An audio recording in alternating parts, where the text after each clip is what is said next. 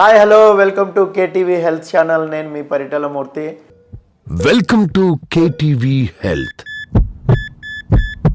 ప్రముఖ ENT surgeon అయిన doctor GVS Rao గారి దగ్గరికి వచ్చాం. ఆయన పలకరించి ఎన్నో వాల్యుబుల్ విషయాలు అయితే తెలుసుకుందాం.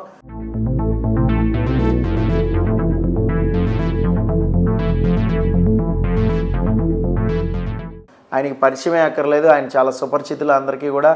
ఎన్నో ప్రపంచవ్యాప్తంగా అనేక సర్జరీలు చేసి ఎన్నో రికార్డ్స్ని, అవార్డ్స్ని, రివార్డ్స్ని సైతం ఆయన సొంతం చేసుకున్నారు.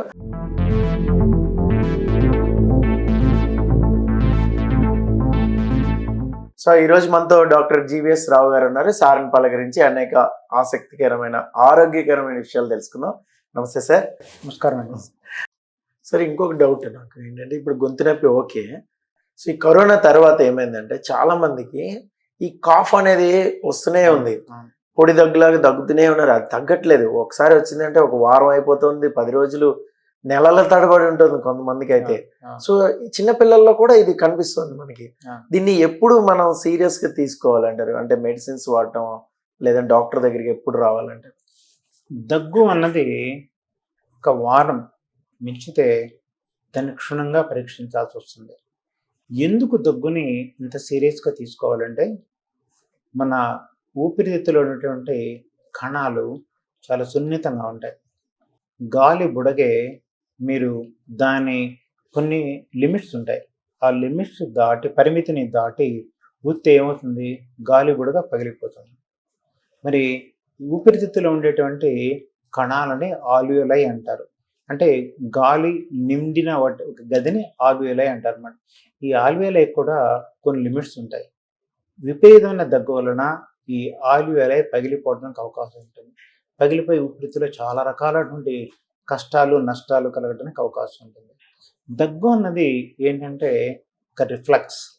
ఎక్కడ వస్తుంది అంటే, ఇది స్వరపేటికలో 2 తంత్రులు ఉంటాయి అన్నమాట.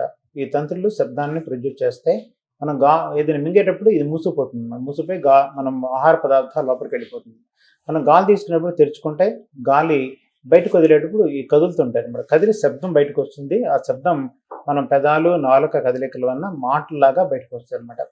దగ్గన్నది ఇక్కడ అన్నప్పుడు ఈ స్వరతంత్రుల నుంచి వచ్చేటువంటి వెలువడే శబ్దమే దగ్గు అనమాట. ఇది ఏంటంటే, ఈ ఊపిరితిత్తులు అత్యంత సున్నితమైనవి. ఈ ఊపిరి తీసుకున్నటువంటి విండ్ పైప్, గాలి తీసుకున్నటువంటి ట్రేకియా కావచ్చు, బ్రాంకస్ కావచ్చు, చాలా సున్నితమైనవి. మన నీటి చుక్కలో 10వ వంతు లేదా 100వ వంతు లోపలికి పోవాలని ప్రయత్నం చేసినా కూడా ఈ దగ్గనేటువంటి ఒక ప్రక్రియ ఆపేస్తుంది అనమాట. ఆపటం ఒక్కోసారి దగ్గి మనకి దగ్గినప్పుడు ఏమవుతుందంటే, ఈ ఆక్సిజన్ లోపల పోవాల్సింది ఈ ఆక్సిజన్ లోపలికి పోవటం ఆగిపోతుంది. ఆగిపోయినప్పుడు ఏమవుతుందంటే, కార్బన్ డైఆక్సైడ్ శరీరంలో అక్యుములేట్ అయ్యి దగ్గు సింకోప్ అంటారు. ఆ దగ్గు వచ్చి పడిపోయిన వాళ్ళు కూడా ఉంటారు అనమాట. ఏంటి దగ్గు వస్తే పడిపోతారా? అవునండి. చాలామంది మా దగ్గరికి 1% రోజుకు 1% అన్న మాది డాక్టర్ గారు దగ్గి వాంతి అయిపోయిందండి, దగ్గి పడిపోయాడండి, అసలు స్పృహ లేకుండా పోయాడండి, తర్వాత కాసేపటికి కానీ తేరుకోలేదండి. ఏమవుతుందంటే, ఆక్సిజన్ అంతా బయటకు వెళ్ళిపోయి వాష్అవుట్ అయిపోతుంది అనమాట. వాష్అవుట్ అయిపోయి కార్బన్ డైఆక్సైడ్ శరీరంలో చేరిపోయి ఆ కార్బన్ డైఆక్సైడ్ మెదడుకు కూడా చేరుతుంది అనమాట. మెదడు చేరి అప్పుడు మెదడు మళ్ళీ అప్పటిదాకా ఆగిపోయిన మెదడు ఈ కార్బన్ డైఆక్సైడ్ రిఫ్లెక్స్ వల్ల, స్టిమ్యులేషన్ వల్ల టక్కన లేస్తుంది అనమాట. లేచి అప్పటి నుంచి గాలి తీసుకోవడం మొదలు పెడతాడు. దగ్గు కొంచెం తగ్గినట్టుగా ఉంటే మళ్ళీ ఆక్సిజన్ అంది మళ్ళీ పేషెంట్ బయటకు వస్తారు అనమాట. అందుకని దగ్గు వారం కంటే మించి ఉంటే దానికి చాలా కారణాలు ఉంటాయి. పిల్లల్లో కావచ్చు, పెద్దల్లో కావచ్చు. పిల్లల్లో రకరకాల కారణాలు ఉంటాయి, పెద్దల్లో రకరకాల కారణాలు ఉంటాయి. వీటిని క్షుణ్ణంగా అటు చిన్నపిల్ల డాక్టర్ కావచ్చు, లేదా పెద్దల్లో అయితే ఈఎన్టీ డాక్టర్ కావచ్చు. ఈఎన్టీ డాక్టర్ మించి ఇంకేదన్నా ఇది ఇంతవరకు అయితే ఈఎన్టీ డాక్టర్ చూసుకుంటారు అన్నమాట. ఇక్కడ నుంచి కిందకి వెళ్ళేటప్పటికల్లా మళ్ళీ ఈ ఊపిరితిత్తుల సూపర్ స్పెషలిస్ట్ ఉంటారు అనమాట. వారు కావచ్చు, ఎవరైనా సరే మన సమస్యను బట్టి మొట్టమొదటి మీరు ఫ్యామిలీ ఫిజిషియన్ని, దాని తర్వాత ఈఎన్టీ డాక్టర్ని కలిస్తే క్షుణ్ణంగా మిమ్మల్ని పరీక్షించి వారం తర్వాత దగ్గు తగ్గని ఎడల వారికి కావాల్సినటువంటి ఏదైనా పరీక్షలు, ఏదైనా కావాల్సిన పరీక్ష తప్పకుండా చేయించుకోండి. చేసిన తర్వాత మీ సమస్య అర్థమవుతుంది. ఒక్కోసారి దగ్గు ఎక్కువ రావడం కోసం మందులు వాడాల్సి వస్తుంది. ఏంటంటే, లోపల కఫం పెరిగిపోవడం వల్ల ఊపిరితిత్తులు ఉండే కణాలన్నీ కూడా మూసుకుపోతాయి, కఫంతో మూసుకుపోతాయి అనమాట. అందుకని ఆ కఫం బయటికి రావాలని అదే ఎక్స్పెక్టెంట్ అంటారు అనమాట. అటువంటి దగ్గు మందు ఇచ్చేసేసి దగ్గు ఎక్కువ వచ్చేట్టు చేస్తారు. సరే దగ్గు నాకు కళ్ళేం రావట్లేదు డాక్టర్, పొడి దగ్గే వచ్చింది, చచ్చిపోతాను దానివల్ల అని చెప్పి అంటారు అనమాట. ఆ పొడి దగ్గు తగ్గడం కోసం కాఫ్ సపర్సెంట్స్ అంటారు అనమాట. కాఫ్ తగ్గిపోవడం కోసం కొన్ని ఊపిరితిత్తుల మీద పనిచేసి, కొన్ని ఈ స్వరపేటిక మీద పనిచేసి దగ్గును ఆపేస్తాయి, కొన్ని మెదడు మీద పనిచేసి దగ్గును ఆపేస్తాయి అనమాట.